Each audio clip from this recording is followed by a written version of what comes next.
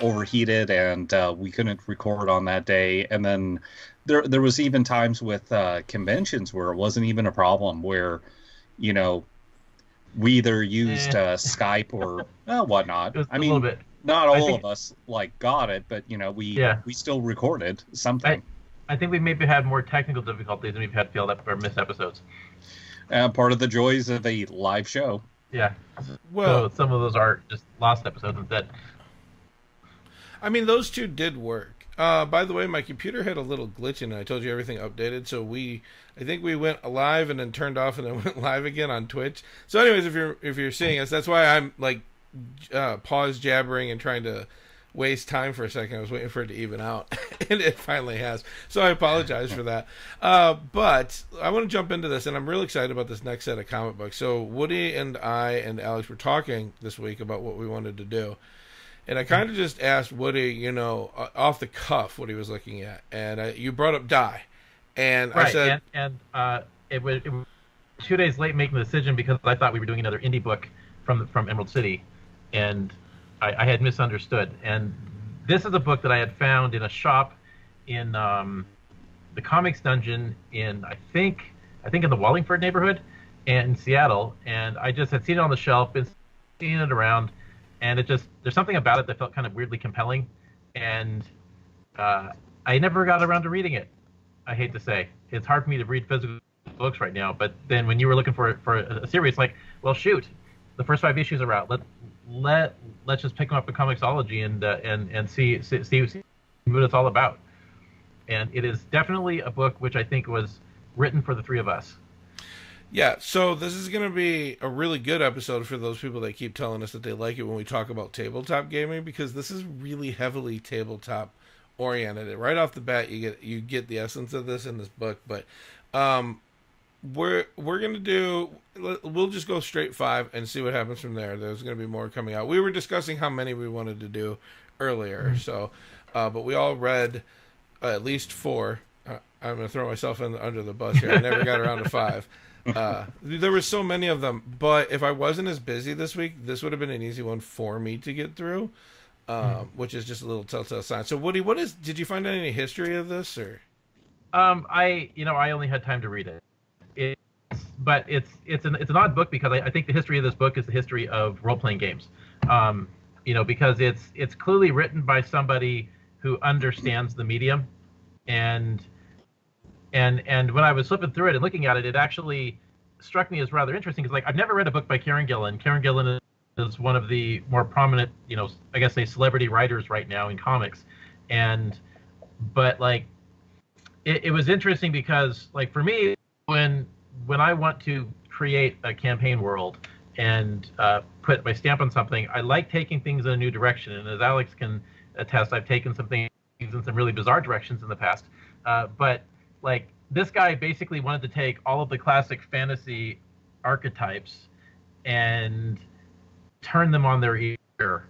And by the way, I just realized I don't know if Karen Gillan's a man or woman, so my apologies if I got that one wrong. But anyways, so yeah, it's like it's basically taken the classic tropes of the fantasy of the adventuring party, completely turned them on their ear, almost in a way that Rick Sanchez would, and then there are some twists and turns in the story that I certainly never saw coming.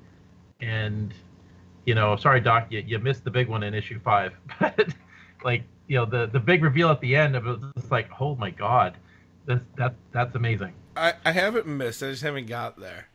Yeah. So let's roll this. Alex, let's hear your top 3, and then we'll start rolling through this. Get it? Rolling through. Nobody. So as the story goes, you've got a group of heroes that kind of reminds me of, like, the I believe it was the 1980s Dungeons and Dragons cartoon series Exactly that gets like magically transported into a actual fantasy world. So just like gamers, there's 2 worlds. There's the real world and this fantasy world that is real also.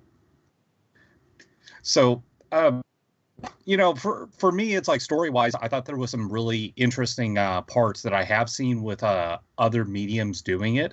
But at the same time, I do agree that it's its own take. It has its own feel of like the way that the story progresses, the way that the characters, the the tropes.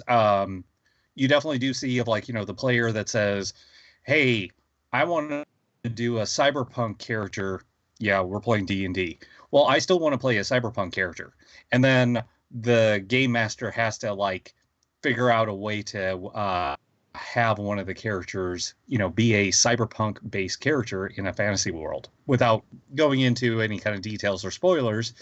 I thought it was an interesting take, and that this character's abilities actually worked. Really fit into the story at large. As the story goes, I really enjoyed it. I mean, I think it was the part that really sucked me in was the storytelling, the way that the characters' interactions, the mystery that's happening, in the real world as much as the fantasy world, and compelling enough characters of like, this is why they're doing it. So that was really good. Kudos to the creator of this. Great way of like a storytelling. Great way of like this felt like a gaming group that experienced part of this this tale. As art, didn't really suck me in, but I felt it was more about storytelling than anything else.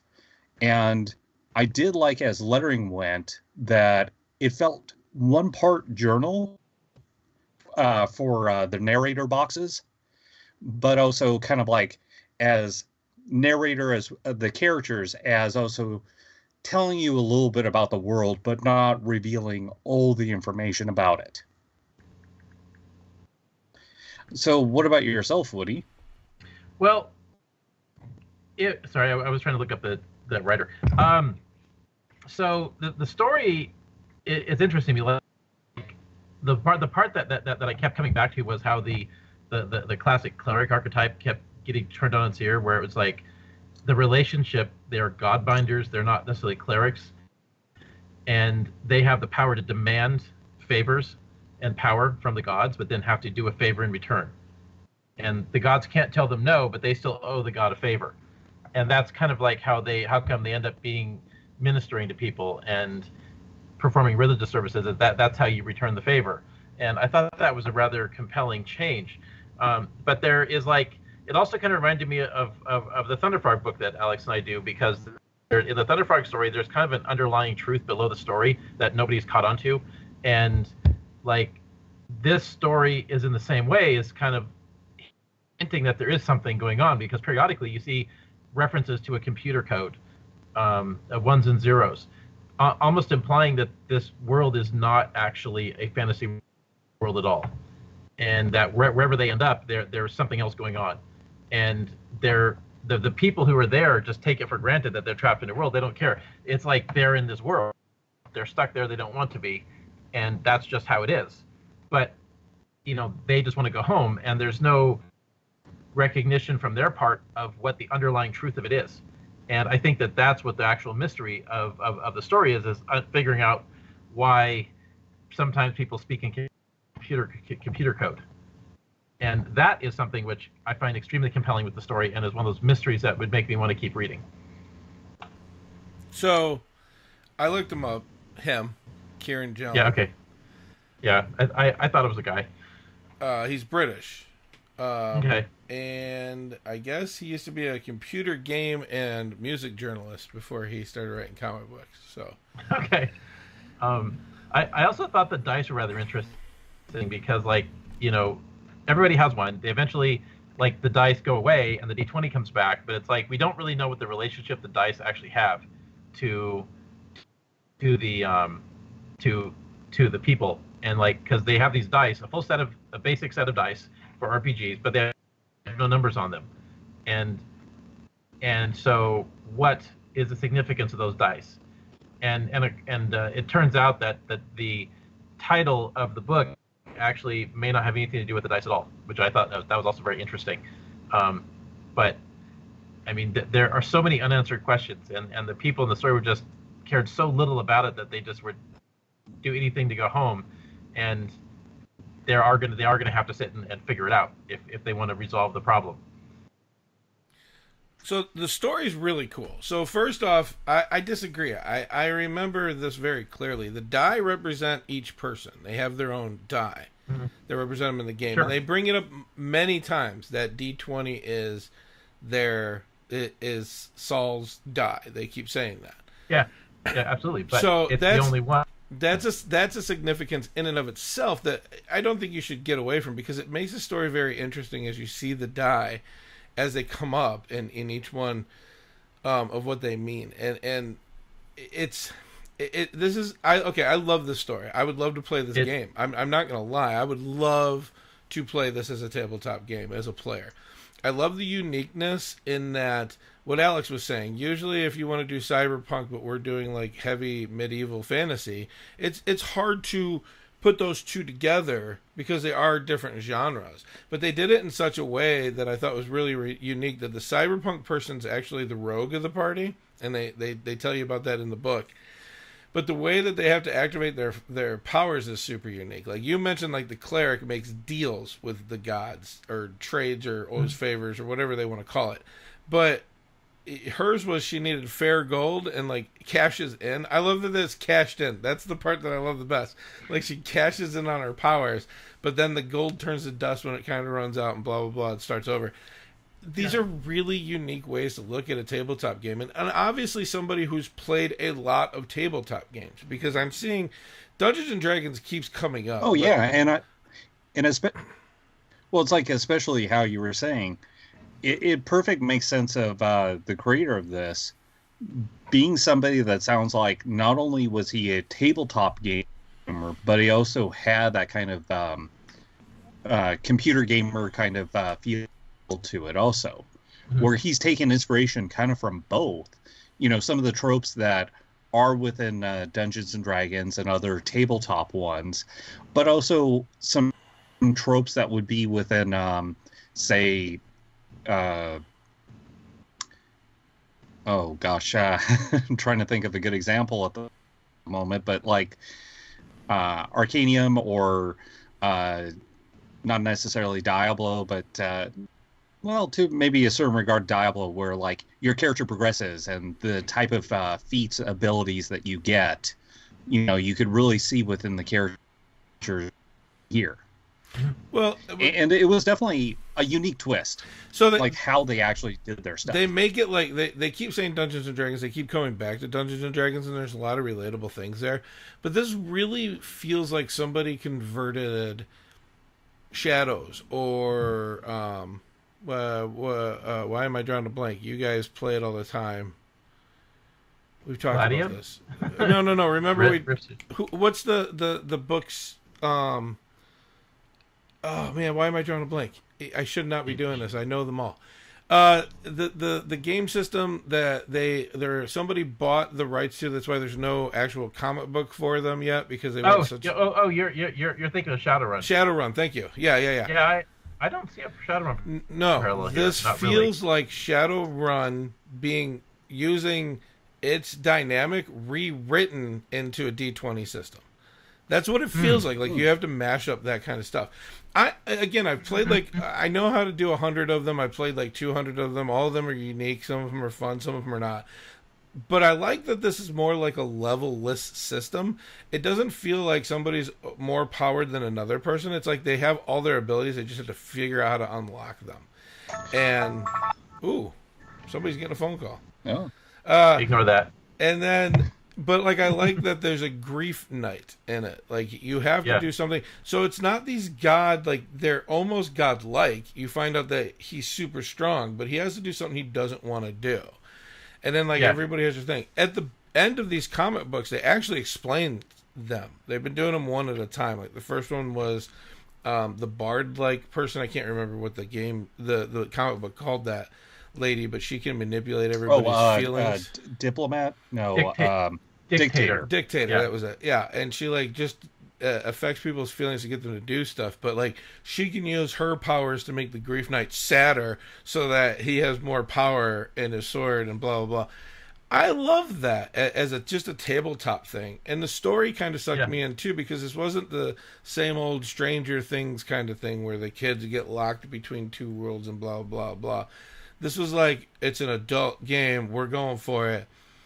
And then, like I said, 2 years later they pop up because of this, and it's a word that doesn't get used a lot, by the way. So if you don't know how to say geesh, that's what it is. GAES is geesh. It's a spell in Dungeons and Dragons and most tabletops. Right. Usually, like, an undead person will give you a quest and they'll put a geesh on you. So, like, every day that you don't complete what they want you to do, you lose like a level or something like that. Jesus.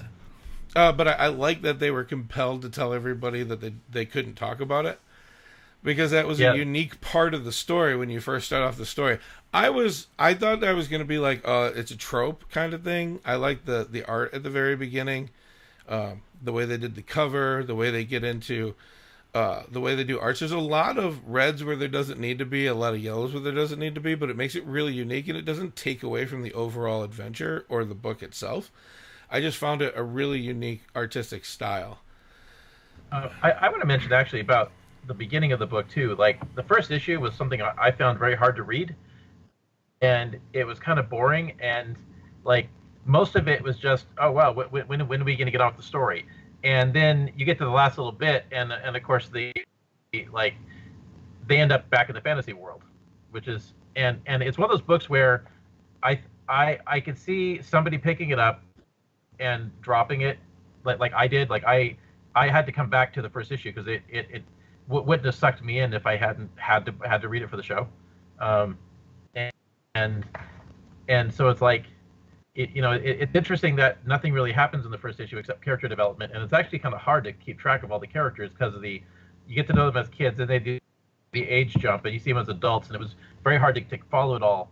And then, but then when the big reveal happens at the end of the first issue, it's kind of like the impact of the big reveal at the end, and what kind of makes you want to keep reading is built on the foundation of all the boring stuff that wasn't interesting to me. And so I say that if you're going to read this book, you got to commit to the first issue completely. Well, and that's a good parallel on the regards of how you get like storytelling.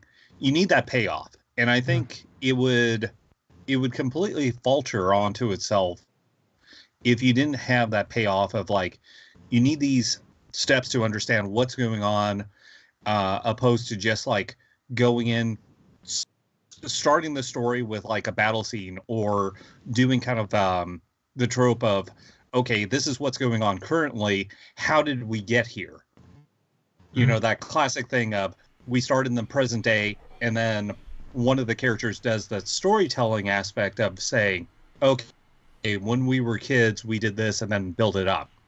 But I think it was a nice part of, like, you got an understanding of the characters. You got an understanding of, like, what was going on. That there was this mystery going on. That there was a reason why the dice actually had a significance within the storytelling, as much as, like, something happened to them. One of the characters loses their arm, and it's like, what on with it? They don't show those aspects of it, but it was enough to give you kind of like this feel of something was there. Something needs to be explained, and it does feel, to me at least, of a payoff that they did it this way, because it becomes that level of, okay, we don't see the first time that they go into this magical universe. But when they're adults, you get the feel of, like, wow, there's a lot of history here. And you're kind of piecing together what's happened based off of conversations with NPCs, with their fellow characters, with the other people of the world. Yeah. And I'm going to disagree. It didn't take me a lot to get into the first issue. I don't know what you guys are talking about. Yeah, I didn't open it up and Superman wasn't stopping a building from falling and Batman wasn't beating up Joker right off the bat. Maybe you guys just had an overstimulated youth and you don't know how to, like, I don't know, enjoy journals or not journals, but actual books and stuff like that. This started off like a story starts off, a long-term story, something that's going to go, just like classics, the games, or the Grapes of Wrath, the Moby Dicks of the world. they did not start off action adventure awesome right off the bat. They started off with information that you needed to know that you didn't know you needed to know. And then they build into the story and they go, this is beautifully written. It had me right off the bat. And I got super excited when the dice came out. And you could see, like, the way they did the art, you could just assume magic was happening when he was assigning rolls and giving out dice. Like, it wasn't like the room changed and other things were going on. Maybe I just caught that. I wasn't sure about this. I didn't know what to expect when I picked it up. But, man, when I started reading this, it did not take a lot. And like I said, if I wasn't as busy as I was this week, 5 issues wouldn't have been an issue at all. Also wanted to do a shout out to Daniel. He's watching on Facebook currently. Oh, nice. Hi, Daniel. And also he was saying that he's interested in buying this book. Yeah. This is definitely do. This is a great book. To finish what I was going to say, though, when I was going, it's not just a tabletop thing that drew me in. This feels like if there was a similar book that we've done in the past, this is a lot like Birthright because you don't know what happened. You know what I mean? And now you're getting into more of the story and understanding it. It doesn't have that same like a feel about Birthright. This, I'm actually vested in these characters that are in this book, and like I said, it's hard to pin them out, but they feel more real. I think somebody said it earlier when you're talking about how it did feel like a tabletop adventure is when you're sitting at a table. But it was that with higher stakes for these people, and that is just great for me. I love that, and I enjoyed these books immensely, and it did not take me a lot to get through the first book at all. I didn't have to force myself to do it because I knew there was going to be a payoff and I'd have to get there. I've read enough of these with you guys to know that the first issue either is all in and does the Deadpool, oh, well, how did we get here? Well, let's rewind. Or it does this, where it just starts off, gives you the information as you go, and then starts explaining that information as you go further. But all in all, I thought the art was really good in this. I know you said you didn't see anything, Alex, but I would collect this for the art if I didn't enjoy the story as well. I probably will end up picking these books up as well, but it's because I like what they're doing with this art. And the unique part is it's not the same. How can I make it look like the scene is going on in a movie or what it is? Or the color schemes here really have got me, and I don't know why. I have zero idea of how they did this, but I really like the art in these books. I also like anybody that has fire coming out of their eye socket. But we have some couple minutes left here to do some final thoughts, and then we got to get out of here. So, Woody, why don't you start us off? Well, okay. Well, I mean, the thing that worried me initially when I was reading it was that sometimes you get these books where they, instead of cutting to the chase in the first issue, they stretch the initial intro up a couple issues, and it kind of felt like it was like that. And, I was definitely pleasantly surprised. And then once the issue, the action started going, it's like, I was really wishing I could steal some of these ideas for the RPG Alex and I are working on right now, and I won't because that's just like not the way I do things. But it's if you've ever played Dungeons and Dragons or any RPG, I'd say this book is definitely written for you. It's unlike where like the Rick and Morty versus Dungeons and Dragons, I kept waiting for something to happen and it never really did. It was just a constant tease and never really went anywhere. This feels like something that's really written from a standpoint of somebody that understands the medium. They haven't read about it, they've actually done it, and they really get it. And I think that kind of like Rat Queens and some other RPG-inspired books we've done, this is definitely one that you should really be picking up and reading. Alex? So, for me, this is definitely a book where I enjoyed it because of the storytelling aspect. I wouldn't say that I disliked the art, but it wasn't. It definitely worked for the story, but it's not a particular style that I completely embrace. I don't dislike it, but it doesn't feel as great to me as some of the other ones. But it's the storytelling within this book. It's the characters. It's the development of the world. It's the mystery. It's every aspect, within that role-playing kind of geek set that made me very interested in Rat Queens, very interested in Saga and a couple of others. And this is a book that I would definitely say when the trade back comes out, I'm going to definitely pick up. But, check it out for yourself and definitely comment and say what your thoughts were. And Doc? I loved it. I think it's going to rival Rat Queens with me, and I let you guys know how much I love Rat Queens. I really enjoyed it. I thought it was really interesting, and I also think it's going to be a fun collection. I don't collect too many, but this will be one I probably end up collecting. We got to get running here, but hey, Alex has got new stuff on Cujin Art. You can look him up on YouTube. You can see him. He's been posting stuff to our Miniature Dragon Facebook page. Those that don't know, I haven't seen a lot from it, so I'm going to put him on the spot. Woody does wood burning. I would like to see some videos and more pictures of that.